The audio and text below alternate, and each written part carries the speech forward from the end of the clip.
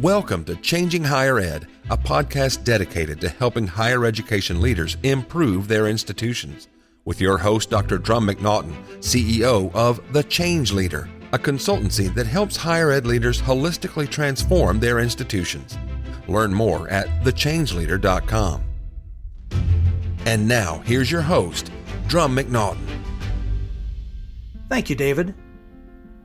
We have two guests today. The first is Keith Brown, who serves as the Assistant Director for Special Awards in the Office of Student Financial Aid at the University of Wisconsin-Madison.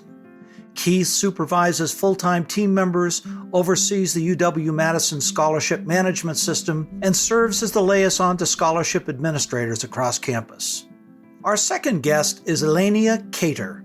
She is the Director of Product Management at Blackbaud, where she leads product strategy and execution for the Higher Education Division.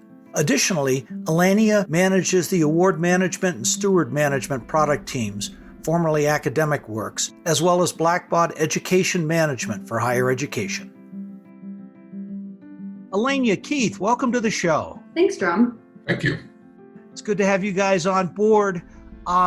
We're here to talk today about the scholarship process. Both of you are intimately involved in that. Keith, and you're with the University of Wisconsin-Madison, correct? That's correct. What do you do with them on a day-to-day basis and from an overall strategic? Yeah, so my role, I work in the Office of Student Financial Aid on our special awards team, which I like to joke is the team that handles the good money. That's the grants and scholarships on campus, the fun stuff. But my primary responsibility is managing and maintaining our instance of Blackbaud Award Management, which we call the Wisconsin Scholarship Hub, or WISH. Okay, great. And Alania? I am the Director of Product Management at Blackbaud, and I cover all of our higher education solutions, which is inclusive of Blackbaud Award Management, Blackbaud Stewardship Management, Blackbaud Education Management Solutions for higher ed, and all other partners for higher education, and our overall higher education product strategy. Wow, that sounds like a lot more than I can even pronounce, let alone do. It is a lot some days, but I'm just really proud of our presence within higher ed. Yeah, you guys, and I want to thank you guys publicly again for sponsoring so many of our podcasts. That was very, very kind of you, and we certainly hope that it's been good for you guys in getting the word out, because you do have a fabulous product. Thank you. So we're going to talk about the scholarship process today, and we all know that the discount rates have gone up significantly from what they used to be, but I would be willing to bet that the COVID has changed the scholarship process significantly. Is that what you guys are seeing? Absolutely. I would agree. And how has that changed? Let's start from the university perspective. Sure. So I think it's been somewhat twofold. I think the biggest change has been kind of a shift, in addition to supporting scholarships, but it's been a shift towards also supporting emergency funding or emergency grants on campus. So that includes CARES Act funding that universities like UW-Madison received, but that also includes either external funding that we're helping to raise to sponsor students who are in crisis because of COVID-19, as well as departmental funding that folks across campus are shifting around to find ways to help fund students. I think that's probably been the biggest change for us, but just like any other industry, we're also having to find ways to support students virtually. So we're not able to meet with them to perhaps advise them on the scholarship process. We're not able to have those outreach events. We would get the word out about campus scholarships and what they should be looking for across their academic careers. So, just like everybody else, we're having to find new ways to adjust. Zoom is your best friend, I'll bet. Yep, that's right. That and Microsoft Teams have been used heavily, I could say. I can well imagine. And Alania, from your guys' perspective, how has it changed things? Yeah, so I would agree with everything that Keith said, and virtual is definitely the name of the game. Everyone from the reviewers to the applicants to the administrators who are making those award decisions are having to move everything to a virtual world. And, we have seen scholarships, especially the larger, more competitive ones, that may have required in-person interviews in the past have had to move those virtual. And many have actually found little to no negative feedback from either the interviewers nor the applicants. And a lot of institutions are actually reporting that the virtual interviews may be here to stay. So that is, maybe a permanent change that we're seeing. We've also seen, a lot of the administrators having to spend a lot more time with their reviewers than maybe they did in the past, and having to do a lot more hand-holding as they're transitioning those reviewers to a more virtual world. Even things as simple as making sure they can log into all of their systems, being able to do everything online. It sounds maybe simple, but it can be complicated. And just like all of us who are working from home, we have a lot of different priorities, and people are having to homeschool at the same time. People are having maybe to take care of their parents at the same time. And so these conflicting priorities are affecting reviewers, they're affecting maybe references coming in, they're affecting the applicants being able to get everything in on time. So we've seen a lot of these scholarship deadlines be extended. So in the spring, we saw as what was typically around the time that most scholarship deadlines on campus would happen was right about the time that COVID was really hitting in the United States. And so we saw a lot of institutions make the decision to extend their scholarship deadlines at that time to compensate for what was going on, to ensure that they actually had time to properly process, make sure all the applications were getting in, that they could be reviewed properly as everyone was moving off campus. They were able to make sure that all of the funds were able to be awarded. Well, that's a huge impact on institutions, because if you move those scholarship deadlines, that naturally flows into the deadline for applying for school and being accepted, which we all know has changed anyway. So that's almost like a daisy chain effect with everything that's going on. Does that make sense? Absolutely. Yeah, and I don't know if Keith may be able to speak more to if it affected, on the admissions side. I do think that typically admission scholarships and decisions are made a little bit sooner. Keith, I think she just teed it up for you. Oh, I appreciate that. It definitely did. We like to have our processes clearly outlined and clean breaks between the close of a cycle and the review cycle, but that's not what happened this year. I think we've done our best to try to support campus in being flexible, and that was probably the area in which it had to be the most flexible was with incoming students. Both with the admissions deadlines being pushed back, many students weighing their decisions on whether to come on this campus for the fall or whether to defer potentially for a year. And with that, it led to a lot of shuffling in the scholarship realm. So we definitely saw that on our campus. And, it was an unprecedented year from the admissions perspective, as well as for the awarding scholarships to incoming students perspective as well. I could just well imagine. And of course, you have those students who may not have the IT support, the networking ability, the internet access, and even computers to be able to take care of what we would consider the basics for online education. How did you guys deal with that, Keith? That's definitely a big challenge. I think what we've been trying to do is just offer students as many options as possible. I can't speak for all of campus, but I can speak from the Office of Student Financial Aid and from the scholarship realm. We've been trying to meet students where they are. The majority of them, we're meeting them virtually. So we're scheduling a lot of virtual appointments. We're fielding a lot of calls through our online phone service. And certainly the emails have gone through the roof too. But as our campus has, and I suspect many others, we've tried to be as flexible as possible to still allow for in-person meetings where we could. Obviously, things have changed very quickly. That it has been available at some times this year and not available at others. But I think that our team is just really dedicated to helping students and meeting them where they are to ensure that nobody gets left behind during this crisis.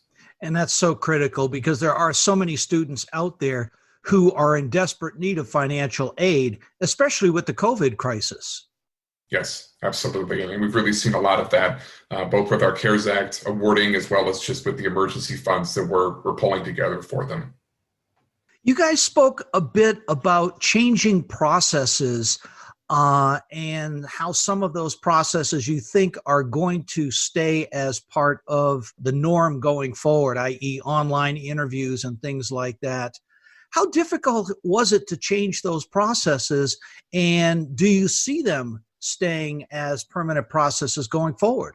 So I will just say that we have seen an increase in demand from institutions who were not utilizing some sort of online scholarship application process before this happened. And they're now seeing the absolute need for one. Although they may not be able to, have it, they were not able to have it ready day one when COVID struck and the change was necessary. They're now seeing that they can't go back to a paper process. It's just not going to work. And so I think that, from that standpoint, I don't think that we're going to see schools go back to, and all these higher institutions go back to the days of students submitting paper applications and reviewer groups getting in a room to review paper applications. And that is still a reality at some institutions, not at schools like UW-Madison, obviously. A lot of other institutions that have been using Blackbaud award management, but it still was. And I think when this happened, those institutions that were doing that realized just how badly they needed to evolve their processes. You mean move into the 20th century? Is that what you're saying? I don't want to go quite that far, but I think that, those institutions are realizing this is definitely a change that needed to occur. This was an impetus for it. And I don't think there's a going back now. I understand, as my audience has heard me say many times, you should not let a good crisis go to waste. Yes. And I think as part of this too, a lot of institutions find when they start to move things online, they start to find that money was going unawarded. And that's just a shame. Keith, UW-Madison was very fortunate that they had a wonderful homegrown system. And so they were not necessarily in that boat before they started using Blackbaud award management. But a lot of institutions, it's just very hard to track all of the donor wishes and all of the funds and where they're going and who's getting them and ensuring that all of that money is being spent every year. And with the rising cost of education, any money not being spent is just definitely a shame, especially in the environment we're in today where many people are out of work, parents who may have thought that they would be able to help their children with their college may not be in a situation where they can right now. And scholarship funding is more important than ever. And so with the guidance changing, and we're seeing so many things coming out of the Department of Education and states as well, how is this impacting your scholarship process, Keith? So I think the biggest change was obviously the influx of available funds from the CARES Act. And so, we worked across campus to really move as quickly as we could. So while CARES Act funding was coming down the pipeline, we were working with our foundation to raise emergency funds and scholarship funds for students. And really, we tried not to wait. We tried to get that funding out as quickly as possible. And so by July of this year, we had actually awarded over $9 million, really close to $10 million actually, to over 9,000 students for CARES Act funding. Sweet. But it didn't stop there. We were trying to award students who wouldn't have been eligible for CARES Act funding as well. So we shuffled around as many resources across campus as possible to award international students in crisis, potentially undocumented students in crisis. So the regulations changing and the policies changing has definitely been something we've been keeping an eye on, but we've tried to not let that stop us for being flexible and agile in supporting students. So, Keith has mentioned flexibility and said flexible multiple times. And I think, in addition to us seeing many of the schools, responding to the CARES Act funding, the other thing that we're seeing in terms of flexibility is we're hearing from a number of scholarship providers with active donors going back to those donors and discuss changing requirements. So, a lot of donors have written into their donor agreements that their scholarship funds can only be used to award certain types of recipients. And so we're actually seeing them go back and work with those donors to make those donor agreements much more flexible due to the impact of COVID-19 on the students and their families. We've talked to institutions where they've worked with donors to adjust the educational requirements for merit-based scholarships, or if there was, SAT requirements that have been mentioned, especially with the move away from SATs, that's something that they're discussing removing from some of those donor agreements. And this has really not only provided an opportunity to be more flexible with the scholarship funds, but it's also an opportunity to circle back with the donors and touch base with the donors at the same time. And that's huge because you want to maintain that relationship. I had a gentleman on a podcast yesterday who is the president of RPA Executive Search, and his background is in donor relations. He worked in development for many, many years. And that process of maintaining that relationship and continuing to build that relationship is so critical, especially when you're thinking about it from a president's perspective of how he or she can help the students coming in who, under normal circumstances, may not have needed as much aid or any aid. Absolutely. And so with that, Alania, you talked about something interesting, the doing away of the SAT or ACT. Is that affecting your scholarship evaluation process, Keith? Yes, it is. And that's something that our admissions office and the folks on campus who work with incoming students are preparing for. So this year for us, the scores are optional. And for those who are going to be reporting those scores, we're encouraging self-reporting. So I need to come up with a new word other than flexible because I keep using it. But that's another way we're trying to be as flexible as possible and meet students where they're at. But I think another thing that it's also kind of playing into is the work that we're doing with Blackbaud Award Management to try to bring consistency to scholarship processes on campus. And so what that is going to mean for us with the removal of ACT and SAT requirements is perhaps more of a reliance on admissions data and information from the admissions applications. That's going to be integration with other systems on our campus between Blackbaud Award Management and those systems so that folks can look at other benchmarks for incoming students outside of those test scores, and really just trying to do more of a holistic review in addition to what we might have done in the past with more reliance on those test scores. So it's definitely going to change our process for this year, and we're going to be relying on some of our systems and our technologies to help facilitate that process. And I can well imagine those major changes. I mean, the UC system has essentially done away with using SAT or ACTs as far as the evaluation. Mm-hmm. So I am guessing this puts a huge onus on the prospective students to make sure that their information is good, it's up to date, and even looking at it, instead of having a one-time shot, someone scores a 1,1600 on the SAT, but their grades are mediocre because they didn't really apply themselves all that much in high school. I think this really sends a message out that you need to apply yourself throughout your scholastic years. Does that make sense? Yes, I would agree with that. I think that's also an interesting point, Drum, because there's been a lot of studies that have shown that a high SAT score is not a predictor of success in college.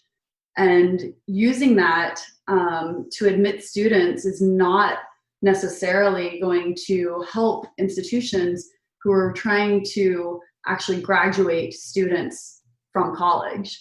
And so they're actually finding that there are better indicators of success in college, whether it be a higher GPA throughout high school, showing that the student has been applying themselves through high school, or it might be a resume that shows work outside of school that may have affected a lower GPA while they were in high school because they had competing commitments, but it shows that they had fortitude and were responsible and able to commit to things. So I think there's other things that they're showing now are better predictors of success in college and actually graduating from college than just having a high SAT or ACT score. Well, that makes perfect sense to me, especially having some background in psychology for my doctoral work. You've got competing interests out there, but how does a student balance those type of things? And is that balancing a better indicator of success in college and future life versus just a high score where, when I took the ACT and SAT, which I hate to say was as many years ago as it was. We probably shouldn't go there, but there wasn't prep tests. And it seems like now with the amount of prep tests that you can take, it's really an exercise in mental capacity, but it's also an exercise in memorization. Absolutely. And also, I mean, it's also very indicative of many times your class, family background. And if you have parents who are pushing you into a prep test class and are even aware of that and can afford it. And so that's not necessarily a great indicator of overall college success. Very true. And so these huge changes, I would assume, are having a major impact on budgets of the institutions. And how do you, Keith, going forward, how do you see this impacting potentially how you award funds? From the scholarship realm, thankfully, the majority of the funds that we're awarding across campus are endowed scholarships. So while there will be changes, potentially those, in the interest that they're accruing, the money that they have available to award each year, we're hopeful that that's not going to see a lot of change. I think really the biggest change for us that this is going to see is kind of the approach to fundraising. What kinds of funds are we out there looking to pull together to offer to students? I think we're going to see a lot more that are need-based, that are for kind of students in crisis, that are more general. As Alania alluded to earlier, we may not see as many that are looking for left-handed students from some of our Wisconsin counties. We might be looking for more of the students who are of high academic achievement and in need. And that's really where I think we're going to see a lot of change. Yeah, I suspect you're absolutely right. And it makes me curious. You are a state school, you're R1, Tier 1 research institute. With that, do you anticipate a cutback in funds from the state that will impact your scholarship ability to award? I do think we're all anxiously awaiting kind of the windfall from all of this, the budgetary windfall. It's unclear to me, at least in my position, kind of what the most recent projections are. But I can just say from kind of your normal rank and file university employee, we are anxiously awaiting more guidance as to how this will change our plans for the upcoming academic year and beyond. And Alania, you guys don't get into that other than you do have your fundraising software application to assist universities. And I remember we had a gentleman on that talked about that a bit. Do you see the way you approach the fundraising, do you see that changing from a software perspective? So I think that overall we are already seeing it change. So while the most funds and the most fundraising still comes from major donors, and I don't think that we will see that shifting in the near term, we are already seeing a shift to more peer-to-peer type of fundraising, to more outreach, to a focus on getting more engagement across a broader constituent base and attempting to engage more at a lower donation amount. And I think we'll continue to see that happen because there's only so many major donors. It's a somewhat fixed universe, I guess you could say.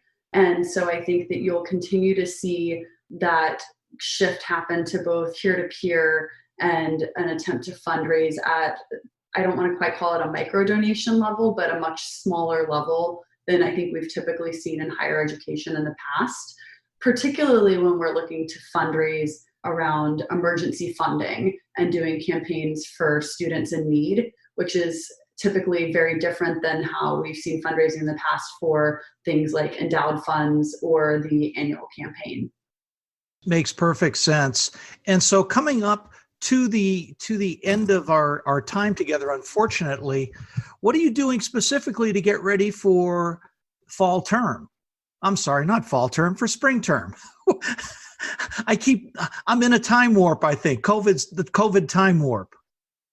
Well, we're kind of in the same thing. Well, the madness of the start of fall term for us is, at least from the scholarship and financial aid perspective, is just starting to wind down, but there's still a lot of uncertainty on our campus, and I know a lot of others. So I think we're just trying to stay as agile as possible, continuing to find ways to support students And we're really, anxiously awaiting more guidance, I think, both, nationally and locally as to what our landscape is going to look like and how we're going to be able to support students. So I think we're just trying to be as agile and proactive as possible. Yeah. And Alania? Yeah, and I would echo that from our side. Myself and my product managers are talking constantly to our customers and trying to stay agile with what we're building and responding to market needs, especially when it comes to the student needs. We're focusing a lot on, it was mentioned earlier that maybe not every student has great Wi-Fi or has a computer, but almost every student now will have a phone. And so really focusing on delivering a better mobile experience so that they can do what they need to do from their phone, which almost everyone has access to, and things like that, as we're seeing this shift that we don't think is going to go away anytime soon. Yeah, no, I think these changes that we're seeing are going to be with us for a long period of time until the next crisis comes along where we have to reinvent ourselves. Absolutely. And so wrapping up, 3 takeaways for university presidents and those folks in the cabinet who are responsible for student financial aid and scholarships. Keith? Well, I won't pretend to have any better ideas than they're probably already throwing around amongst themselves. But the 3 that I think I would stress would be clear and consistent messaging, both on a micro level from the Office of Student Financial Aid as well as a macro level from campus. Things are changing very quickly all the time. And I think our ability to try to stay on top of that and provide clear guidance to students and their families is really important. I think meeting students where they are, as we alluded to with virtual visits or virtual support, trying to find ways for them to be able to do some of the work they need to do on their phones, really just trying to support them where they're at, I think is going to be one of our big things for this academic year. And lastly, my realm, it's really money. We need money to support these students who are in crisis, to award them scholarships, to award them crisis grants, to support student employees who aren't able to go into work and make ends meet. So I think the fundraising efforts that campuses are taking on, ours included, and the really important work that financial aid offices and scholarship administrators are doing, it just elevates that work this year even more than ever. So continuing to move those ahead and try to find ways to fund students as widely as possible. Oh, great. Thank you. And Lainey, do you have anything to add to that list? So similar to Keith, so I think university presidents, they have to listen to a lot of competing voices. And I would encourage them to make sure that they are listening to the students and talking to the students, because if you're not listening and satisfying the students, then you're not going to have anyone to serve at the end of the day. I think number 2 would be technology investment is going to be key for future success, especially making sure that you have a connected campus. Keith talked earlier about making sure that you have the admissions data to rely on to make the scholarship decisions more robustly. I think it's going to be just even more important that university presidents understand the importance of really upgrading the technology that's on campus really to 2020. or even 2021. Yeah, as we're looking into 2021, absolutely. And to Keith's point, to do that, they're going to need money. So they can't, I know most university presidents these days, that's a big part of their job is fundraising and lobbying for money from the state. And so just keeping up that good fight and trying to keep whatever funding they are getting as flexible as possible. Oh, those are great. Thank you. I'm going to throw a curveball in here if that's okay with you all. Sure. Talk to it from the student perspective. What are the 3 takeaways for students who are thinking about coming to college or are already in and need financial aid? That's a big question. It's been a while since I've been a student, but I would say, asking for help, both from the financial perspective as well as the student support perspective, is probably the most important thing this year. Students are having to keep up on a lot of changing information, and you wouldn't be surprised if some of it goes through the cracks. I think having them ask for help both from their advisor, from their peers, from their financial aid offices, that's going to be kind of something that will open them up to some of the resources that we're all working so hard on to get in front of them. So I think asking for help where they need it is going to be really important. And, it's easy for me to say, but, I would say persistence this year is going to be key. It's a challenging year financially. It's a challenging year emotionally, on top of the already challenging courses academically at UW-Madison. That even plays into my first point. I think asking for help when they need it and their persistence, I think will help see them through this year. Oh, great. Thank you. Alania? Yeah, and I'll just add on to that a little bit. There's a lot more money out there than most students think. And so to Keith's point, don't be afraid to ask for help. I think that most students are completely unaware of how much aid is available to them. Also, if they are feeling overwhelmed, I know there's days where I feel completely overwhelmed. Ask for help. And if that means that they need to drop from 6 or 5 classes to 3 and they're afraid of how that's going to affect their award, ask for help. Because I think especially right now, schools are being flexible. I've heard from many institutions that are not reducing awards if students drop to part-time.